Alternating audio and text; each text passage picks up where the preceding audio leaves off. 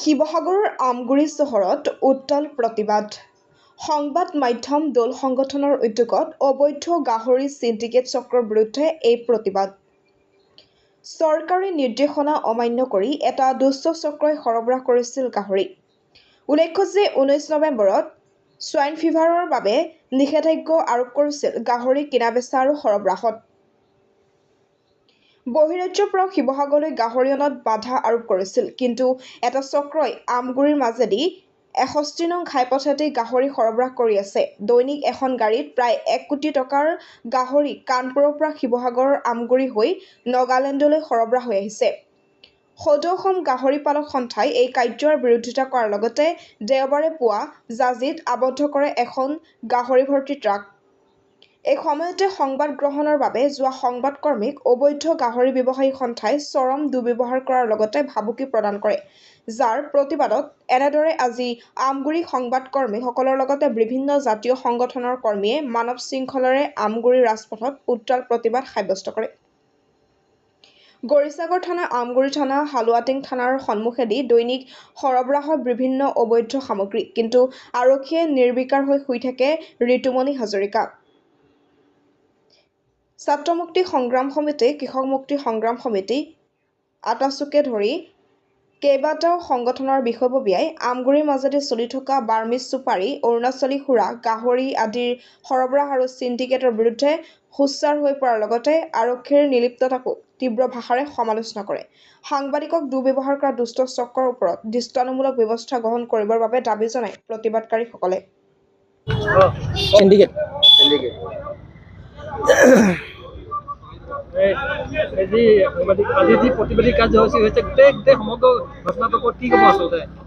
আচলতে এই যিহেতু যোৱাকালি যি সাংবাদিকৰ ওপৰত গুণ্ডা বাহিনীয়ে যি মাৰপিটৰ দৰে কাৰ্য সংঘটিত কৰিবলৈ তেওঁলোকে হ'ল, তাৰ প্ৰতিবাদে আজি কাৰ্যসূচী গ্ৰহণ কৰা হৈছে।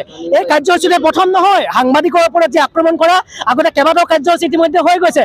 দেখা গৈছে যে এটা সিন্ডিকেট, আমগুৰি মানে যে সিন্ডিকেট, জাঁজি মানে যেন সিন্ডিকেট, ইয়াতে সিন্ডিকেট চলে, গাহৰিৰ সিন্ডিকেট চলে, ইয়াতে চুপাৰীৰ সিন্ডিকেট চলে, ইয়াত অৰুণাচলী সুৰাৰ সিন্ডিকেট চলে, ইয়াত অবৈধ ড্ৰাগছৰ সিন্ডিকেট চলে। সকলোৰে সিন্ডিকেটত আমগুৰি নগৰ পৰিণত হৈছে। আমি লাজ পাইছোঁ। আমি বিভিন্ন জেগালৈ গ'লে আমি ইতিমধ্যে লাজ পাওঁ যে আমগুৰি নগৰ মানে এতিয়া সিন্ডিকেট। ইতিমধ্যে দেখা গৈছে এই সিন্ডিকেট চক্ৰটোৱে চুপাৰীয়ে হওক, গাহৰিয়ে হওক, কয়লাই হওক, অৰুণাচলী সুৰাই হওক, এই সিন্ডিকেটটো একলগ হৈ পেলাই তেওঁ আমগুৰি নগৰৰ মাজেৰে সকলো সিন্ডিকেট তেওঁলোকে অব্যাহত ৰাখিছে। একাংশ দল সংগঠনক তেওঁলোকে মেনেজো কৰিব বিচাৰিছে। গোটেই কথাটো হ'ল যে এই মুহূৰ্তত দেখা গৈছে যে ভূঞা ভাতৃদ্বয়ে যি গাহৰি অবাধ এই অৰুণাচললৈ মানে পাহাৰলৈ তেওঁলোকে ছাপ্লাই কৰি আহিছে।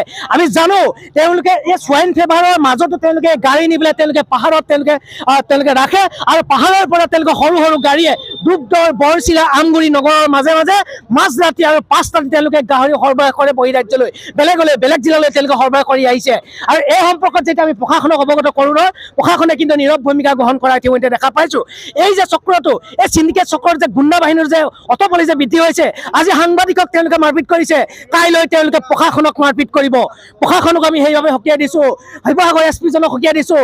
এছপি মহোদয়, আপুনি খিলঞ্জীয়া নহয় নেকি যে এই মুহূৰ্তত সাংবাদিকৰ পৰা আক্ৰমণ কৰিছে, আপুনি শুই আছে? আৰু আমগুৰি এই অচিজন, আপুনিও কি অসমীয়া নহয় নেকি? এই মুহূৰ্তত সিন্ডিকেট চক্ৰৰ দালালিয়ে আহি পেলাই সাংবাদিকৰ ওপৰত মাৰপিট কৰিছে, তুমি কিন্তু এই মুহূৰ্তলৈকে শুই আছা। গতিকে আমি দাবী জনাইছোঁ অতি সোনকালে এই সিন্ডিকেট চক্ৰৰ লগত জড়িত এই গুণ্ডা বাহিনীটোক গ্ৰেপ্তাৰ কৰিব লাগে। ইতিমধ্যে আমি নিউজত দেখি আহিছোঁ, তেওঁলোকৰ ফটো ইতিমধ্যে ভাইৰেল হৈ আহিছে। গতিকে এই ভাইৰেল হোৱা ব্যক্তিকেইজনক, এই গুণ্ডাকেইজনক গ্ৰেপ্তাৰ কৰি জেল হাজতলৈ প্ৰেৰণ কৰক। অন্যথা কিন্তু এই সাংবাদিকৰ ওপৰত এই গুণ্ডা বাহিনীটোৱে মাৰপিট নহয়, ভৱিষ্যতে দিনে কিন্তু মৃত্যু পৰ্যন্ত ঘটাব পাৰে। কোনো সংগঠনৰ বিষয়ে বা মৃত্যু পৰ্যন্ত ঘটাব পাৰে। আমি জানিবলৈ বাধ্য হৈছোঁ যে এই সিন্ডিকেট চক্ৰৰে গোটেই গুণ্ডা বাহিনীটো লগ হৈ পেলাই ৰাতি পুলিচৰ সৈতে মিতিৰালি কৰি ঘূৰণীয়া মেজমেলত বহে, গোটেইবোৰ পইচাৰ খেল চলে। গতিকে পইচাৰ খেল চলাই সিন্ডিকেট চক্ৰক আমগুৰিখন কৰিডৰ হিচাপে ব্যৱহাৰ কৰিবলৈ নিদি, যাতে আমগুৰিখন ভদ্ৰ সমাজৰ এখন নগৰ হিচাপে পৰিণত হয়, এই ক্ষেত্ৰত সকলোৱে লাগক।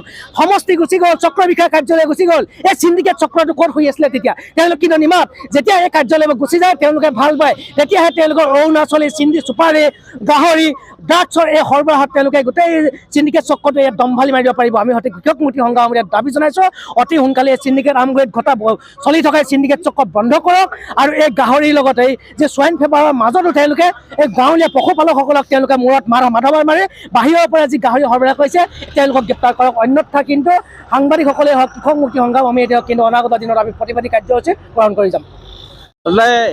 এয়া অতি দুৰ্ভাগ্যজনক। শিৱসাগৰ ই মিডিয়া সংস্থা আৰু শিৱসাগৰ গ্ৰাম্য সাংবাদিক সংঘই আজি এই ঘটনাৰ এটা প্ৰতিবাদী কাৰ্যসূচী ৰূপায়ণ কৰা হৈছে মুখত ক'লা কাপোৰ বান্ধি।